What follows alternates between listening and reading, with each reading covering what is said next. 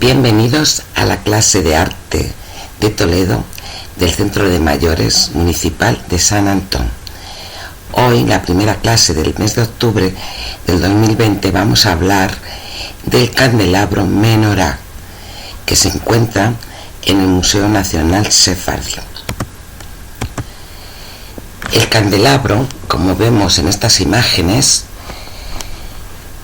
es de bronce, una técnica que aúna la fundición, el torneado y el cincelado. Lo que estamos viendo a priori, en principio, son que tiene 7 brazos, y la función de los candelabros desde la antigüedad sabemos que se utilizaba como portador de velas para iluminar una estancia. Pero lo interesante es recordar que en la cultura judaica se utilizaba más concretamente delante en un lugar muy santo, que era delante del tabernáculo, y también hay constancia en Jerusalén. También Homero, historiador del siglo VIII a.C., ya lo describe en su libro La Odisea, contando la historia de que en el palacio de Alcinoo, rey de Corcira, disponía de distintos candelabros sobre el altar. Y como todos sabemos, también nosotros en nuestra cultura cristiana ponemos candelabros en el altar. Seguidamente, una vez que observamos cuál es el objeto que vamos a analizar en esta ocasión en clase, vamos a seguir con el gran apartado de identificar la obra. Hoy vamos a tratar de identificar primero el lugar, la técnica y las dimensiones y cómo está hecho este candelabro. También hablaremos de la historia del Museo Sefardí. Algo muy importante para entender el contexto de la Menorá que queremos analizar es conocer la implicación de este objeto en el templo hebreo, que como todos sabemos que es la sinagoga. Y por último, cómo está distribuida la sinagoga actual, el Museo Sefardí. La segunda parte, contextualizamos esta obra dentro de la cultura, religión y cultura del judaísmo. Vamos a recordar brevemente en qué consiste la religión judaica y también las fiestas judías más importantes. Recordar que el calendario hebreo es distinto a nuestro calendario. Ellos siguen manteniendo un calendario, en este caso que tiene desde la antigüedad, que se conoce como calendario gregoriano, y hablaremos también de los principales símbolos. El lugar. Aquí tenemos varias imágenes del lugar donde se encuentra el Museo Sefardí, en el Paseo del Tránsito, frente al Parque del Paseo del Tránsito.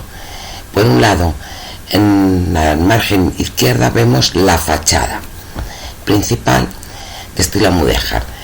Seguidamente, en la parte derecha, vemos por un lado la gran sala de oración, una de las más bellas salas del museo, mudéjar, con un artesonado precioso y unas yeserías extraordinarias. Y por último, otra estancia de la parte museística de la historia del museo, lo que alberga la colección el propio Museo Sefardí. Muy importante, muy interesante es comprender cómo es el espacio realmente del museo. Y para entender cómo es el espacio necesitamos ver cómo es la planta y el alzado. Con esta maqueta, que fue primer premio del concurso del 2010, que la ganaron los arquitectos Fernando Pardo Calvo y Bernardo García Tapia, vemos toda la estructura que alberga el museo. En la margen izquierda vemos también claramente el plano con la sala, en este caso de oración, que sería esta. Entramos por esta puerta, y que es donde se cogen las entradas, y seguidamente pasaríamos a la sala de oración. De la sala de oración, la sinagoga propiamente dicha, pasamos a estas tres salas que están al norte, que son las salas de la colección. Aquí también vemos el alzado de cómo es la obra. Y en el margen derecho estamos viendo toda la estructura en que compone el museo. El lugar concreto, donde se encuentra este candelabro, la menorá, ¿no? Ya os digo, del siglo XVIII y XIX según el museo. Volvamos atrás para recordar que se encuentra justo en la primera sala, en esta sala. Nada más entrar en la sala de la oración, pasándola a esta sala, entramos en la primera sala, y ahí se encuentra una vitrina con otros objetos de carácter judaicos, que podemos ver también una Torá, incluso el libro de Esther, encontramos un plato, pero lo que nos interesa sobre todo el candelabro menorá que tenemos aquí de 7 brazos. Como según el inventariado del propio museo está catalogado esta obra con el número 66001. Las dimensiones, según fuentes del propio museo, tienen una altura de 106,20 centímetros, una anchura aproximadamente de 75 centímetros y profundidad de cerca de los 30 centímetros, 29,80 he puesto aquí. Identificar qué es la menorá. La menorá es un candelabro o lámpara de aceite de 7 brazos, uno de los elementos rituales del judaísmo y uno de los símbolos más antiguos de su cultura. Representa para los judíos, según el libro del Éxodo, las llamas que vio Moisés en el monte Sinai. Está documentado en el Éxodo capítulo 25. También la historia nos dice que este candelabro, que la menorá, se encontraba en el tabernáculo. El tabernáculo, aunque lo vamos a ver después, se refiere el lugar donde se guardaba la Torá de los judíos, que era la representación de la sinagoga, ¿no? O más tarde en el templo de Salomón, y se utiliza como representación en muchas ceremonias judías, como el sábado, ceremonias de toda la cultura, pero también públicas, pero también privadas, como en una boda, la circuncisión en una mayoría de edad de los adolescentes, etc. Lo que vemos en el candelabro es que el pie se estructura de 3 volutas con rostros femeninos. Vemos aquí las 3 volutas, el pie y los rostros femeninos, las 3 volutas del rostro femenino. En el fuste dispone de 4 cuerpos superpuestos sobre un plato o disco. Lo vemos aquí, el fuste, los cuerpos superpuestos, que sería lo que es la continuidad del pie.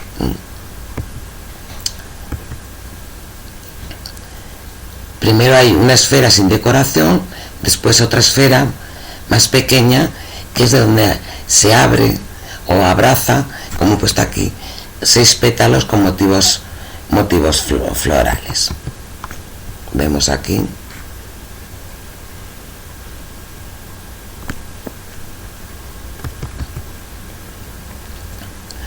El tercero son 3 volutas con hojas lanceoladas en el centro. Tercer cuerpo.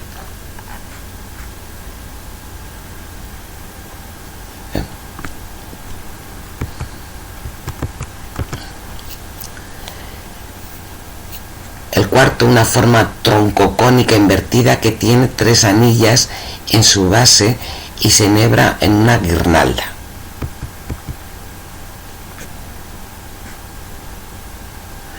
Aquí no se aprecia muy bien, pero cuando vayamos más adelante, que ahora no se puede, al visitar el museo, pues podemos verlo. De ahí también sale el vástago central, en el que se apoyan 2 volutas del que se ramifican 3 brazos a cada lado. Un brazo a la derecha e izquierda, segundo brazo y tercer brazo. Y este sería el brazo central.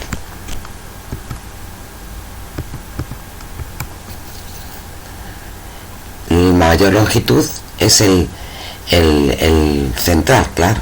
El resto están formados por capullos y discos de formas ovoides.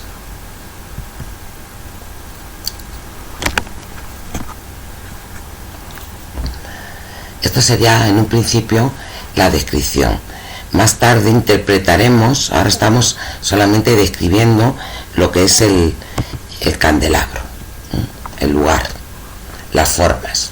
Aquí se aprecia, pues bueno, la forma que tiene, con cómo se va uniendo el brazo y se va separando.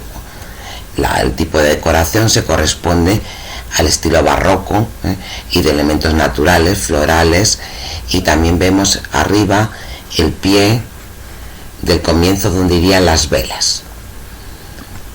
Al final de la clase hablaremos de la interpretación, qué quieren decir estos brazos. Ahora es importante identificar lo que es la sinagoga, la evolución del histórico del edificio, cuando se construye. Primero recordaros que el estilo mudéjar está catalogado entre 1357 y 1363, estilo mudéjar, que las inscripciones que aparecen en la sala mayor de oración de la propia sinagoga están especificadas que la edificada esta sinagoga por el rabí Samuel Halevi, miembro de la comunidad judía toledana, consejero y almojarife, es decir, tesorero de Pedro I de Castilla, el rey. Aquí vemos unas imágenes de toda la sala y la transcripción hebraica de la orden de rabí. Recordaros brevemente que fue Pedro I que lo permite, aunque ya existía una prohibición en la ciudad de Toledo de construir nuevas sinagogas, debido a que Samuel Halevi contribuyó a la toma contra su hermano Enrique de Trastámara, hermanastro mejor dicho, en lo que se considera la primera guerra castellana, la guerra de Pedro I y Enrique Trastámara. Brevemente os he puesto, para entenderlo, la procedencia de donde llegan el hermanastro de padre. Alfonso X de Castilla se casó con María de Portugal y solamente tuvo un único hijo, que era Pedro I de Castilla, que va a ser el último rey de la casa Borgoña, que va a morir finalmente en 1369 en la batalla de Montiel en manos de Enrique II de Castilla, que será el primer rey de la casa Trastámara. Enrique II de Castilla era hijo de Leonor de Guzmán, es decir, y Alfonso X de Castilla. Leonor de Guzmán era la amante, la querida, que como todos sabéis hay leyendas. Cuando estuvimos en el baño de la cava hablamos de Leonor de Guzmán, donde estaba, allí podemos ver sus escudos. Bueno, con Leonor de Guzmán Alfonso X tuvo 10 hijos: Pedro, Sancho, Enrique II, que sería de Castilla, Fadrique, Fernando, Tello, Juan, Juana, Sancho y Pedro. Aquí lo que nos interesa saber que Pedro I era el heredero legítimo de la corona de Castilla.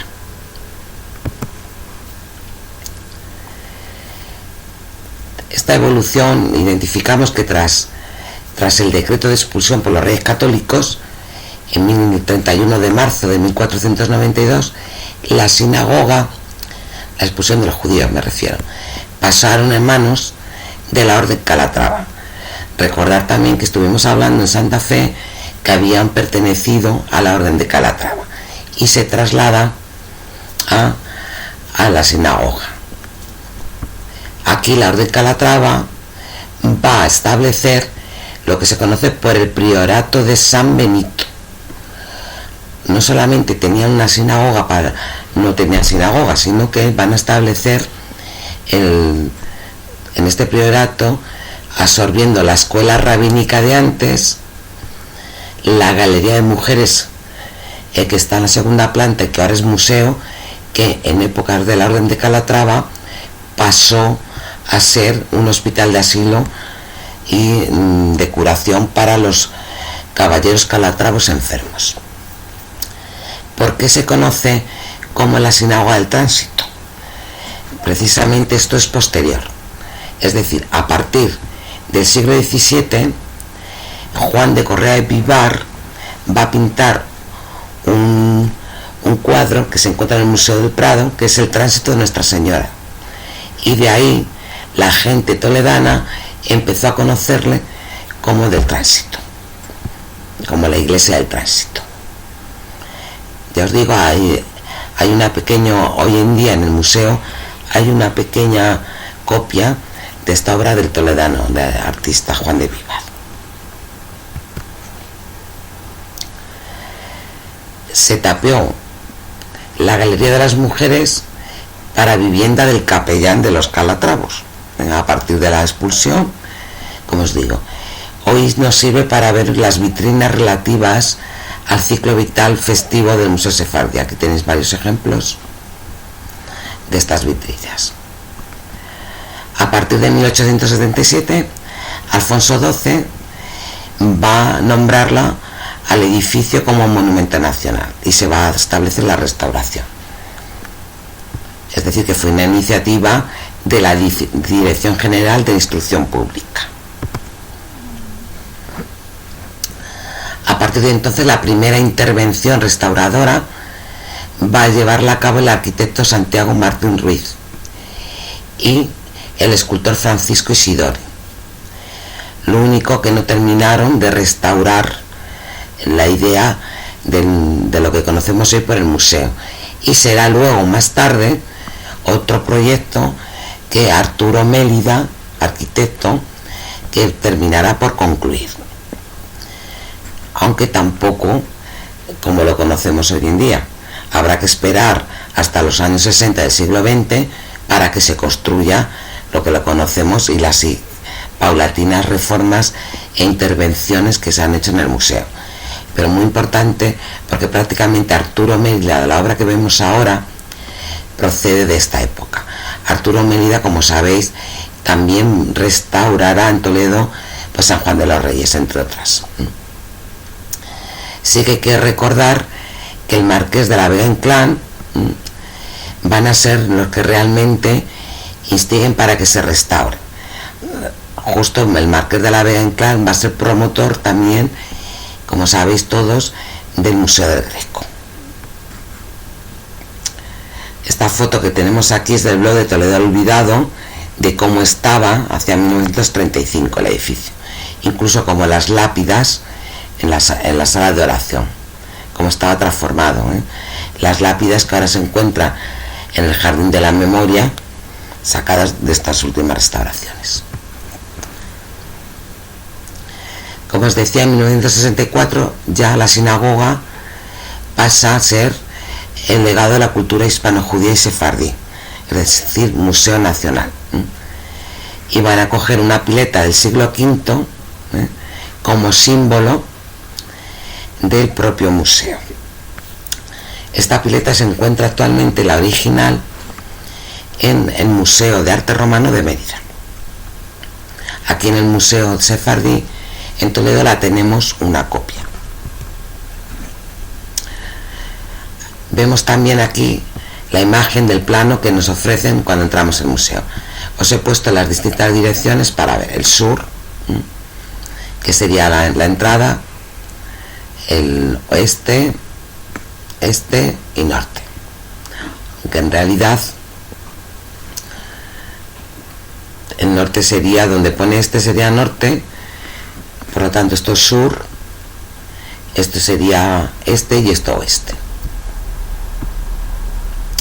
Los contenidos del museo actual: la sala de oración, museo, información, las entradas, sala de oración. Luego tenemos en la sala 2, sala 1, en el Antiguo Oriente y el judaísmo como un modo de vida, que es aquí, como os he dicho antes, donde se encuentra la menorá. Luego en la sala 2 nos va a hablar de todo el periodo de la época romana y la situación de los judíos de la época visigoda hasta el Andalus, es decir, desde Roma hasta la conquista de los árabes. La sala 3, con distintas vitrinas, dispone todo lo relativo a los reinos cristianos, es la información. Aparte tenemos el patio norte, el jardín de la memoria, donde os he comentado antes lo de las lápidas. El patio este, que sigue siendo una zona de excavaciones y de investigación, incluso biblioteca, donde están los archivos también del museo. Aquí hay otro patio con algunas exposiciones temporales.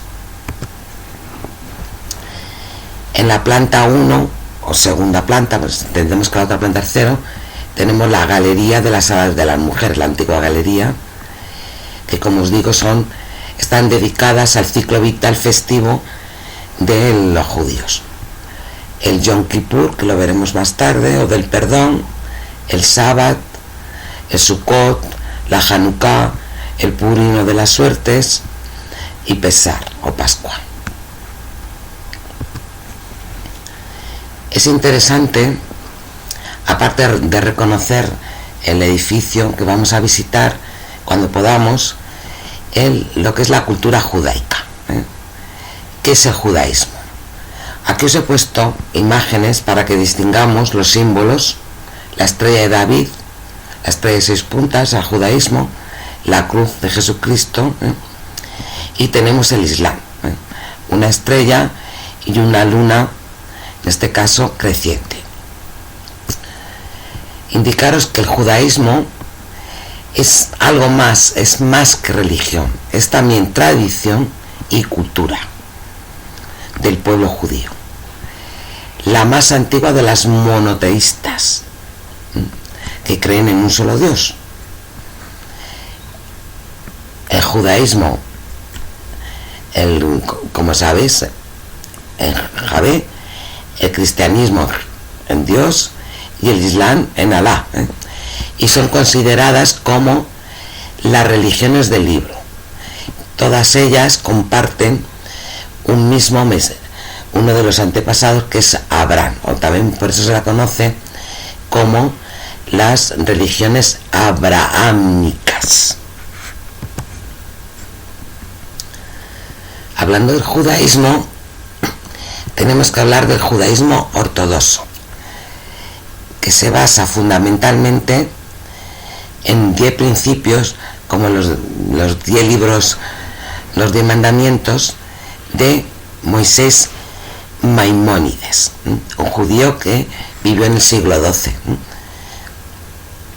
¿Qué decía Moisés Maimónides sobre la fe judía?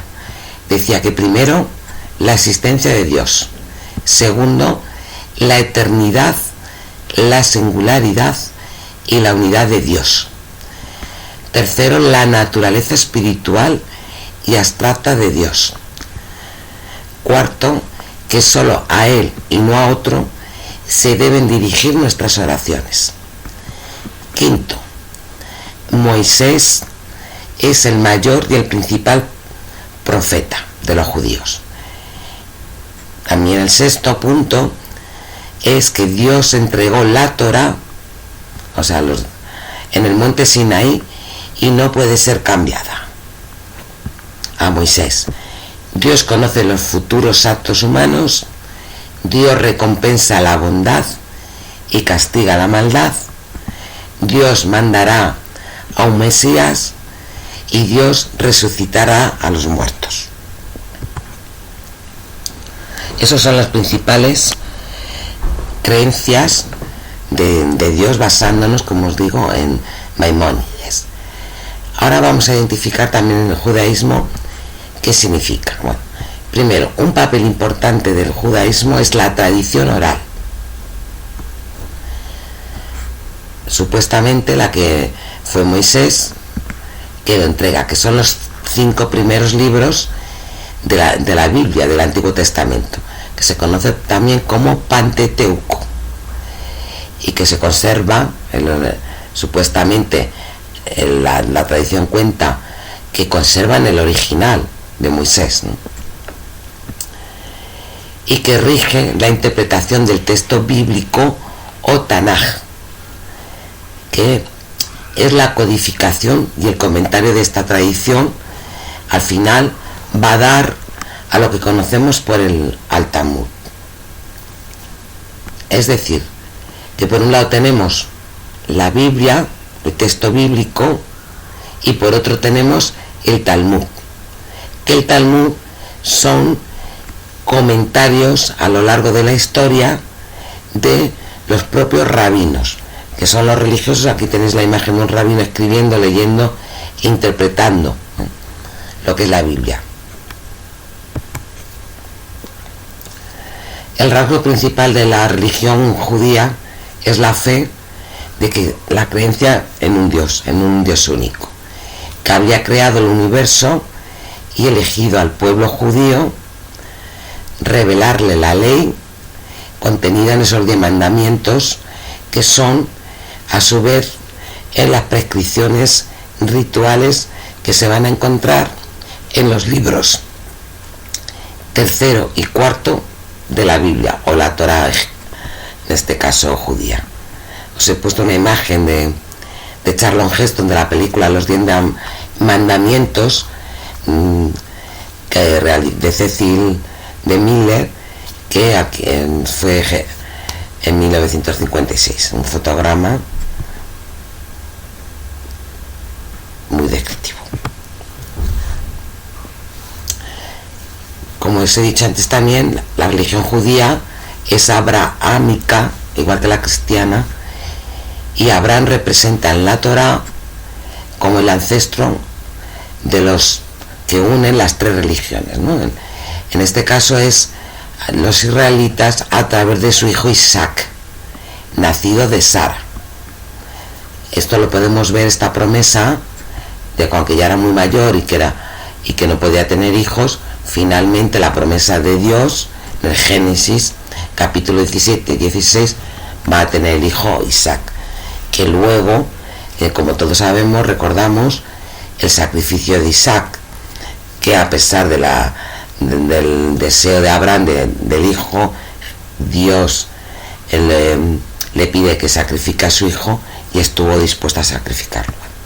O sea, resumiendo, la Torá es el núcleo de la religión judía y está formada por el Pentateuco, es decir, los 5 primeros libros de la Biblia hebrea. Y para ellos, estos 5 libros es el Pentateuco. Los 24 libros se le llaman Tanaj. Aquí tenemos la Torá, envuelta en rollo, y como decoran con un trapo para proteger todos los textos. A su vez, el Pentateuco, los 5 primeros libros, están formados por el Génesis, lo vemos aquí, o Bereshit en judío, Éxodo o Shemot, el Levítico, o Vayikra, Números, o Bemidbar, Deuteronomio o Devarim, el libro de Deuteronomio, los 5 primeros libros de la Torá. En estos 5 primeros libros se narra la historia y las dificultades que tuvo el pueblo de Israel durante la creación del universo por Dios hasta la muerte de Moisés, que es considerado el primer patriarca de los hebreos. También versan sobre la providencial elección del pueblo judío israelita como el pueblo escogido de Dios. Es un pueblo escogido sobre el resto de los pueblos. La elección divina significa para los israelitas, de este modo, una serie de desgracias por su desobediencia a Dios. Recordar también cuando estaban en el monte Sinaí, Moisés, antes de recibir las tablas de la ley, debido a la tardanza empezaron a adorar a otros ídolos, que luego se enfadó, a la vuelta Moisés se enfadó. Esta fue una desobediencia de Dios y por eso esa serie de desgracias. También cuentan que es una religión teocracia, teo de Dios en el centro, gobierno de Dios. Por medio del otorgamiento de esta tierra prometida, la asunción de la ley ética, civil y religiosa. Por eso es una religión más allá del culto y de la oración, sino que tiene que ver con el comportamiento del pueblo y también las reglas civiles, privadas y públicas. Y el largo periplo del pueblo hebreo de su esclavitud en el Antiguo Egipto hasta la llegada al Canaán. Ya sabéis, en tiempos de Ramsés II el Grande, en el Imperio Nuevo Egipcio. Se cuenta que caminaron, describen, por el desierto durante 40 años, superando con ello muchísimas dificultades, de hambre incluso, aunque les venía el maná del cielo. Incluso también Moisés muere antes de llegar al Canaán, ¿no?, a la tierra prometida, que va a ser reemplazado por Josué hasta alcanzarla. Os he puesto aquí un mapa del mar Mediterráneo, de todo, como Pi-Ramsés, que era la ciudad de Ramsés II el Grande, el recorrido que va a hacer Moisés hasta llegar a Canaán, Jericó, para contextualizar. Aparte del Pentateuco, que hemos dicho que son los 5 primeros libros de la Biblia, del Antiguo Testamento, el Tanaj realmente es la Biblia judía, que contiene para ellos los libros, que están formados, en este caso, por los libros del Neví, que son todos estos, más los profetas, el libro de los profetas. Por un lado tenemos la Torá, que sería el Pentateuco, los 5 primeros libros, el Nevim de Nevim, que son los profetas, y el Ketuvim, que son los escritos. O sea, el Tanaj es la Biblia judía. Está formado de 3 partes: la Torá, que ya lo hemos visto, Pentateuco, el Nevim, que son todos estos libros de profetas, y el Ketuvim. Todo eso se le llama el Tanaj. Normalmente decimos la Torá pensando que la Torá es la Biblia judía, pero realmente contiene todos estos libros. Bueno, los libros del Neví son los de Josué, Jueces, Samuel I, segundo de Samuel, Reyes, primero de Reyes, segundo de Reyes, Isaías, Jeremías, Ezequiel, como profetas mayores. Luego también están aparte los profetas menores, Oseas, Joel. Estos solo son el Neví. El Pentateuco son los 5 libros que os he dicho antes, que es el Bereshit, Semot, Wayikra, de Midbar y de Bari.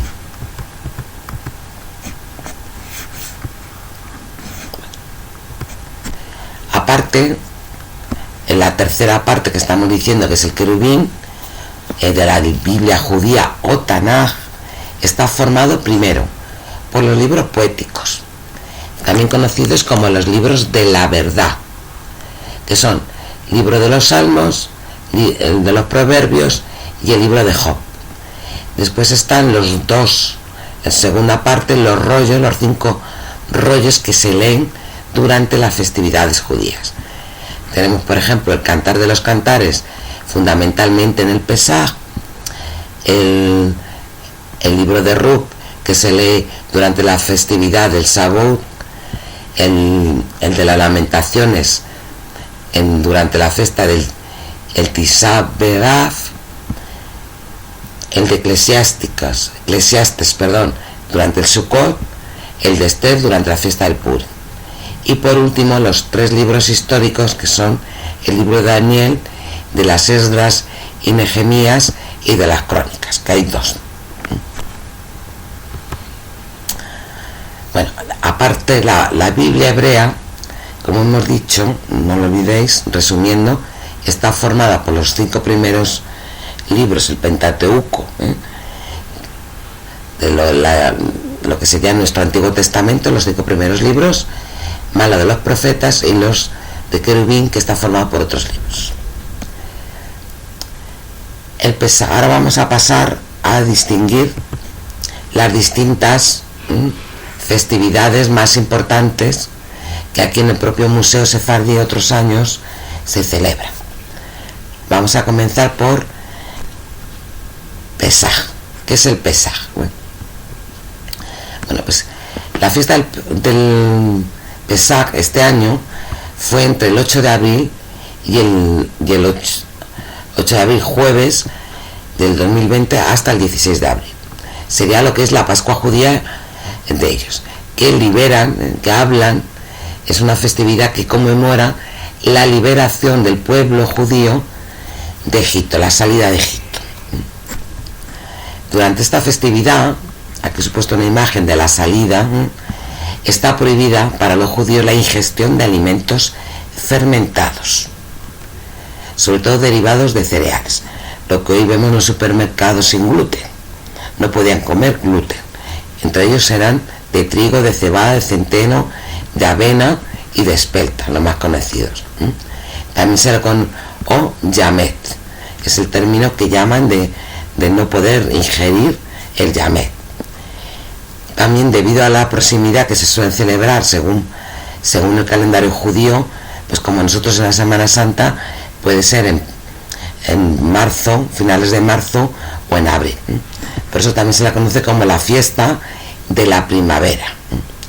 Y se celebra hasta otra fiesta, que es el Sukkot, que se acostumbra a orar temprano por la mañana, cuando aparece las primeras primer rocío, agua del rocío en las plantas, ¿no? Pero no se reza por la lluvia, que eso se celebra para el invierno. Para identificar lo que significa, siguen un protocolo muy estricto lo que es el alimento durante estas fechas, ¿no? del Pesaj. Seder de Pesaj significa también orden pascual. Y este orden, como vemos aquí en el plato, tiene unos ingredientes y un procedimiento. Primero, es tradicional una cena la primera noche de la festividad que llaman Passover Seder, durante la cual se comenta toda la historia recuerdan, por eso es un pueblo de transmisión oral, la salida de Egipto, y se brinda entre la familia, y también se presenta el plato simbólico que se llama del Seder. Por eso el Seder del Pesaj es el plato típico de la Passover Seder, de la noche, la víspera de la Pascua, de las Pascuas o de la primavera.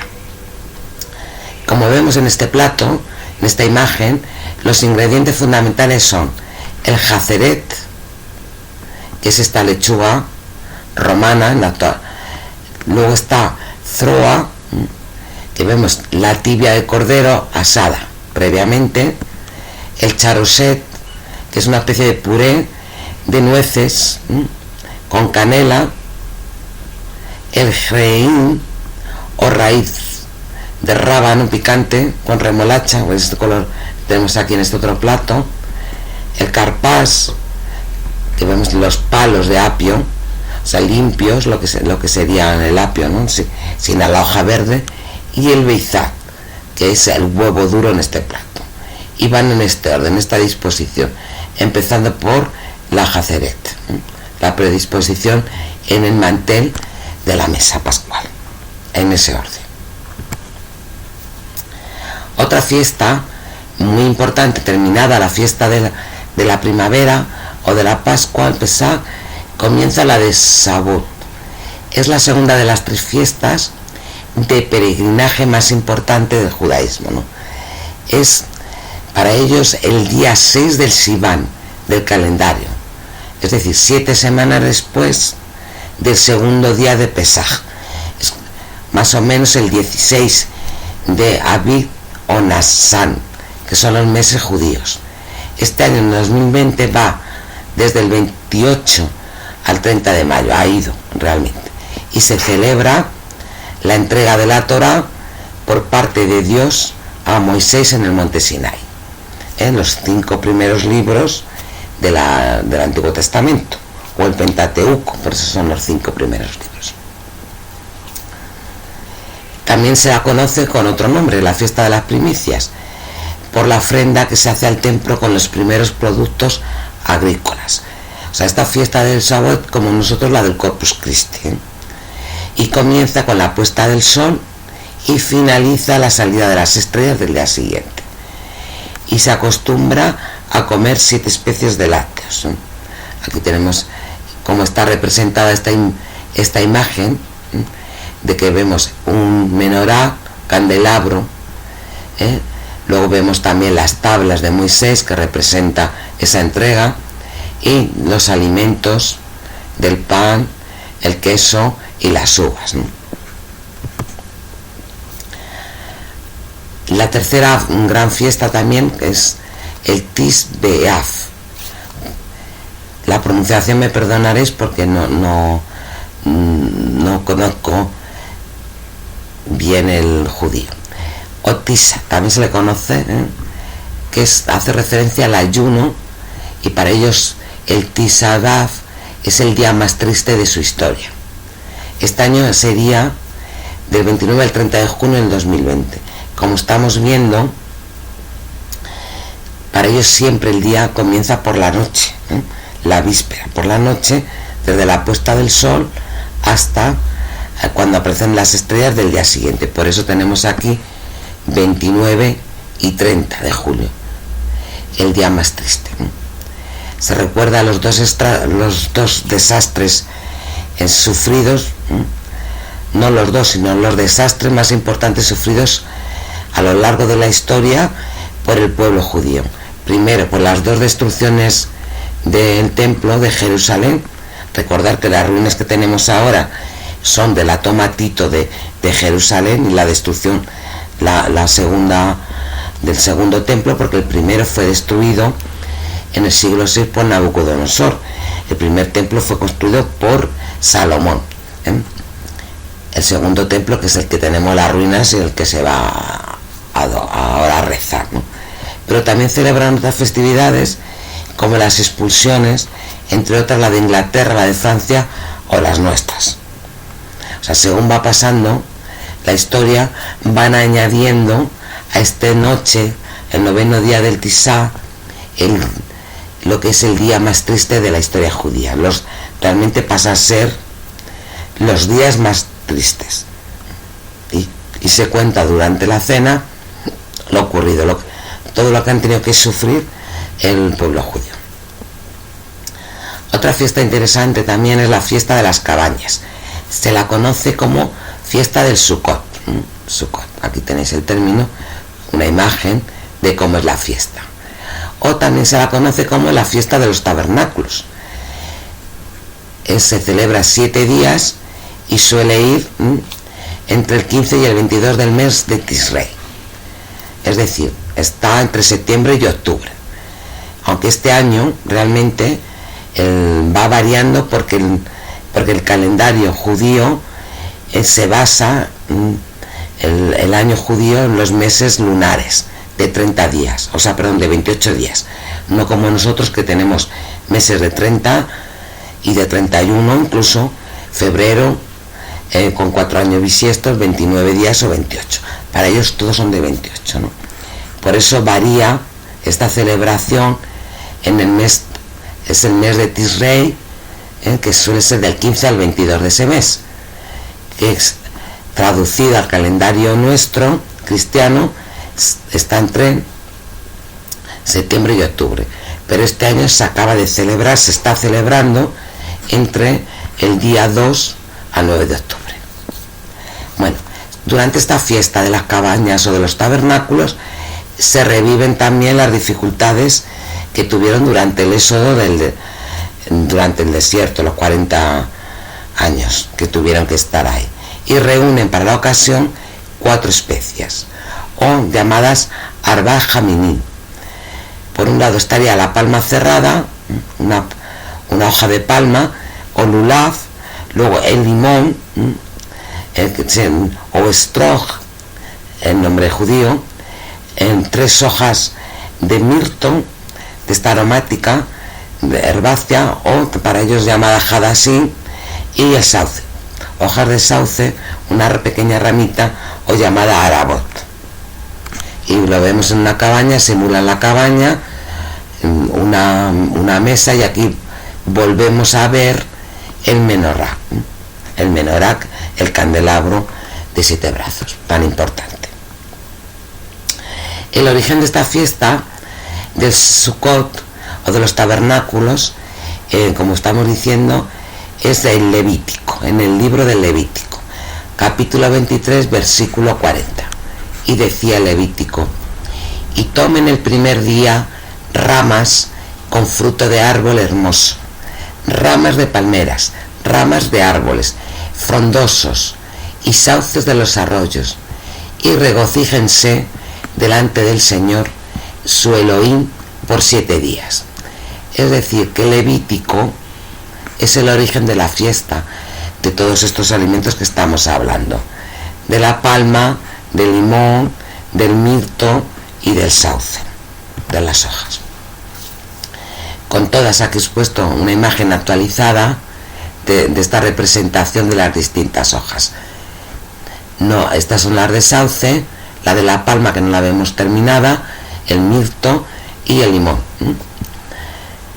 Con todas las especies en la mano, siguen los salmos, realizan salmos, cantan el jalek, que llaman salmos número 113 al número 118, estos 5 salmos, mientras con la posición van moviendo, sacudiendo estos alimentos hacia arriba, hacia abajo, a derecha e izquierda, constantemente mientras recitan todos estos salmos. Otra fiesta bastante curiosa, como todas para nosotros, para nuestra cultura cristiana, es la del Purim, que se celebra el día 14 del mes judío de Adar, en conmemoración de un milagro que se relata en el libro de Esther, que el pueblo sobrevive a la aniquilación del rey persa Jerjes. Este año ha sido la fecha del Purim entre el día 9 y 10 de marzo. Tras el ayuno se hace un gran banquete en el que se recitan los cánticos, como el tradicional Sosajana Sakok. Asimismo, es la obligación de enviar regalos a los amigos y dar caridad a los pobres. Es como la fiesta nuestra de los Reyes Magos, dar regalos.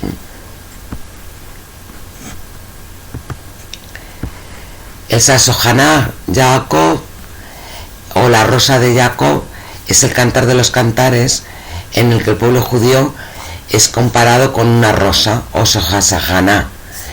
Hace referencia a la ciudad de Susa, de la antigua Persia, y lo que se relata es que la rosa de Jacob se llenó de emoción y alegría cuando tuvieron a Mordejai vestido de azul real.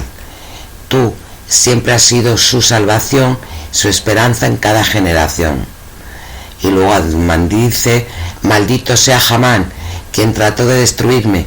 Bendito sea Mordejai, el judío. Maldita sea Ceres, la esposa de Hamán, quien me aterrorizó. Bendita sea Esther, que intercedió por mí. Malditos sean todos los malvados, benditos sean todos los rectos, y que a Jehová se le recuerde favorablemente. Esa es la rosa de Jacob, o la rosa de Jacob, que se celebra, se recita durante el Purim, como nuestros villancicos. Luego tenemos también interesante que se identifica bastante con el candelabro que hemos hablado, o menorá, que es de los 7 brazos, que es conocida la fiesta de las luces o luminarias. Aquí vemos un ejemplo: 2 niños ante un candelabro, un menorá. Dura 8 días y conmemora la victoria judía sobre los griegos seleucidas y la purificación del segundo templo, de aquellos elementos paganos que se habían introducido. La tradición de esta fiesta de las luminarias habla del milagro de encender el candelabro del templo y que perduró este candelabro, esta menorá, 8 días con el aceite que habían encendido para un solo día. Y por eso cada día, cada brazo se celebra cada día, ¿no? De lo que es la Januquía, o sea, la menorá, que es un candelabro de 7 brazos, en la fiesta tiene su nombre específico, que es la Januquía o candelabro de 9 brazos. Aquí vemos 1, 2, 3, 4, 5, 6, 7, 8 y 9, que no es el mismo de antes, un candelabro no de 7 brazos, sino de 9 brazos. Ahora pasaríamos a identificar el calendario hebreo. Primero, recuerda 4 cositas. Lunisolar. Se basa en el ciclo de la Tierra alrededor del Sol durante un año, y la Luna al rodear la Tierra, que viene a decir el mes. Comienza con el Génesis, con la creación del mundo. 7 de octubre del 3760 a.C.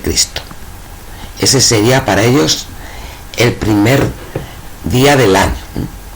Estamos hablando del 3760 a.C., con lo cual estamos este año, ahora mismo, que ha empezado ya el 5781 en el mes de septiembre.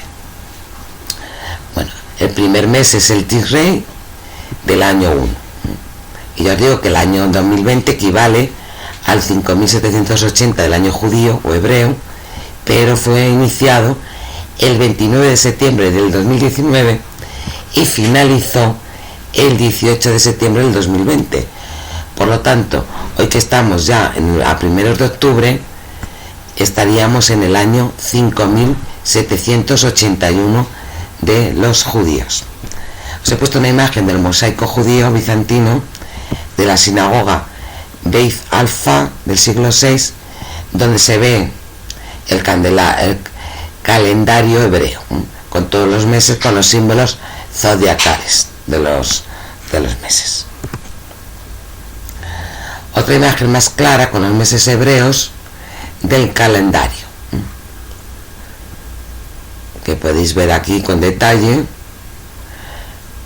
Se ve un poco regular, la calidad de la imagen es muy buena, por eso he tratado de coger otra y la correspondencia con nuestro calendario.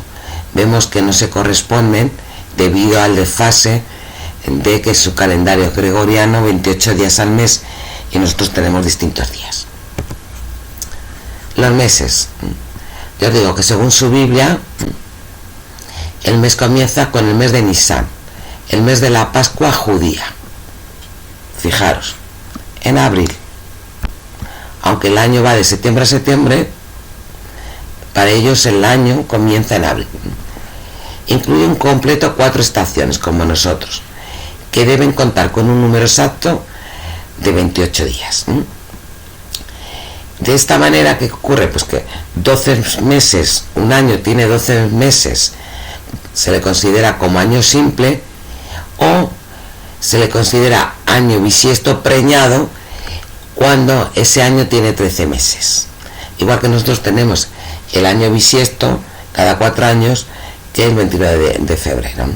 A ese mes, a ese año preñado o bisiesto, tiene un mes adicional duplicado que se llama Ibur, que es justo el mes de Adar. Bueno, aquí tenéis todos los nombres: el Nisan, el Iyar, el Sivan, Tamuz, Av, Elul, Teserei, Geseván, Kislei, Tebet, Sebat y Adar. Este es el que se duplica. El día, vamos a hablar también un poco el día y la semana. El día para ellos no comienza como nosotros las 0 horas de la noche, sino entre el ocaso al próximo ocaso, cuando se pone el sol hasta que se pone la luna, una puesta de sol hasta la otra puesta, el gregoriano de medianoche a medianoche. La semana hebrea se basa en 6 días de la creación, y luego el sábado, que es el día hebreo del descanso. Lo que es para nosotros el domingo, ellos el sábado. El primer día de la semana es el Yom, que es el Rishon, que es el domingo. Yom Rishon, domingo. Se ha puesto una imagen de judío rezando en la sinagoga en una de las festividades del Yom Kippur de Israel. Ahora iríamos a interpretar ya finalmente la menorá, nuestro candelabro. Primero, es decir que es una lámpara de aceite de 7 brazos. El brazo más importante representa, por un lado, se dice, pues, las 7 tribus de Israel, con la diáspora, la primera diáspora, cuando se destruye Nabucodonosor el templo, el primer templo de Salomón, se desperdigan. Y se supone que una de estas tribus llegan a Toledo, que no sabemos exactamente desde cuándo se encuentran en Toledo, ¿no?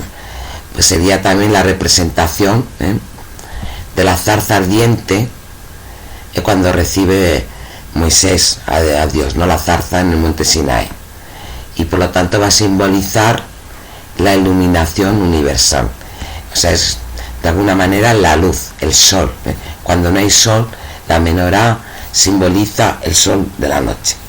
Es muy interesante que distingamos que el del centro por eso es el centro, el troncal, el brazo más importante, que es el Espíritu de Dios, el eje principal de toda la menorá. Después tenemos el segundo brazo, que sería, por un lado, la sabiduría a la izquierda y la inteligencia a la derecha. Es lo que significa. El tercer brazo, bueno, del troncal, realmente salen 3 brazos dobles, vamos a decirlo así. Del primero, ya digo, el Espíritu de Dios. Del segundo, o sea, el eje central del Espíritu de Dios, el primer brazo sería 2 iluminarias, que estaría la sabiduría a la izquierda y la inteligencia a la derecha. Luego tenemos del segundo brazo más abajo, o sea, lo más importante para ellos es el Espíritu de Dios. Después viene la sabiduría y la inteligencia. Luego el tercer brazo estaría formado, duplicado también a la izquierda, la iluminaria del consejo y el poder. Consejo y poder tenemos aquí. Y por último, el tercer brazo está dividido en otros dos luminarias, dos lámparas, que está el conocimiento y el temor de Dios. Esto es el significado. Me ha parecido interesante recordar la menorá como no solamente como uno de los candelabros más importantes del pueblo judío, sino para acercarnos a la cultura judía del pueblo judío, valga la redundancia, del pueblo hebreo.